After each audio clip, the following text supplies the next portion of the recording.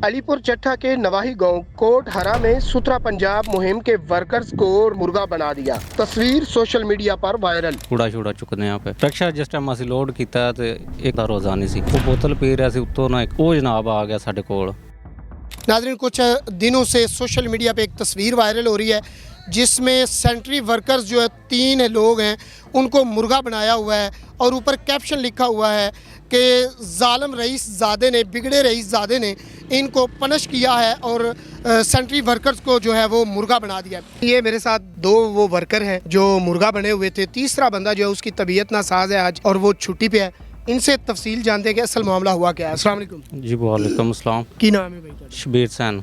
शबीर है की वाकया होया है कि तुसी मुर्गा बने सो एक तस्वीर सोशल मीडिया ते वायरल हो जनाब असी ना काम कर रहे सां, तुहानू पता ही है कि असी वर्कर हाँ तो कूड़ा छूड़ा चुकने यहाँ पे तो वो रक्षा जिस टाइम असं लोड किया तो एक ना मुसलमान का रोज़ा नहीं सी वो बोतल पी रहा सी उत्तों ना एक मुसलमान उन्हें रोज़ा रखा सी तो वो जनाब आ गया साढ़े कोल। उन्हें आख्या ओए ये की कर रहे हो, बेरोज़े हो, कन फड़ लो।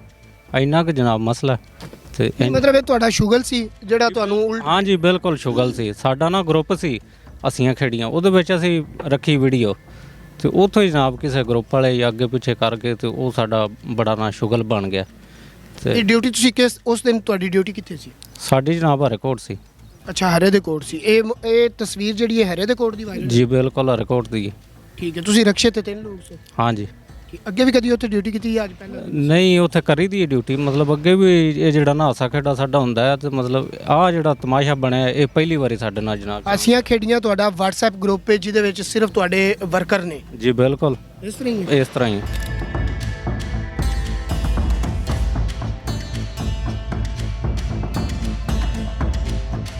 असल हकायक ये है कि यहाँ पर ना तो कोई वडेरा शाही है ना कोई रईसज़ादा है। ये छोटा सा देहात है और यहाँ पे एक बात मैं कोट करना चाहता हूँ कि ये जो मजाक है वो होता है तो फिर वो उस मजाक की शिक में आके बंदा जो है वो इस तरह की मूवमेंट्स हो जाती हैं जो बाज़ औक़ात इस तरह जिस तरह ये हुआ है कि वो आपके लिए शर्मिंदगी भी बन जाती हैं और पशेमानी का जो है वो बायस भी बनती हैं। कुछ दिनों तो ना सोशल मीडिया ते एक तस्वीर वायरल है कि सेंट्री वर्कर नूं कन्न पकड़वाए गए ने, वो की हकीकत? सर गुजारिश तो ये भी जिस दिन ये वकूआ होया सानू भी पता लगा, असां भी सोशल मीडिया तो वेख्या, असां इस गल की तस्दीक की भी यार है की चक्कर है यार। उन्हें आख्या यार असीं ते आपस च लगे सां मजाक के तौर पर, अगे भी असीं एक दूजे ना करते रहे। वो कुछ सोशल वर्कर है भी साढ़े पिंड दे ने, कुछ बाहर दे पिंडां दे ने। असां उहदी पूरी तस्दीक की भी ये नाल किसी बंदे का कोई तल्लक या किसी बंदे ने कोई ज्यादती की। उन्हें आख्या कति तौर पर कोई नहीं, असीं आपस च बैठ के ना मजाक के तौर पर लगे असां। नहीं सर, वो एक कैप्शन दे दिता गया ना कि बिगड़े रईसज़ादे ने पनिश किया। इसी गल का तो सानू मतलब दुख है भी शरीफ आदमी, शरीफ असी शहरी हाँ, भला मनस जा पिंड है, इस तरह गल इस गल उछालिया। कम से कम जिम्मेदार लोगों को इस चीज़ का चाहिए सी भी पिंड आ के अगर उन्हें सोशल मीडिया तो कोई चीज़ वेखी सी तो कम से कम इतने आ किसी बंदे को पुछ लेंदे। सारा पिंड वसदा सी, इन्हां चों पिंडां कोलों पुछदे आ के भी यार इस तरह के लोग ये है ने या ये वकूआ होया।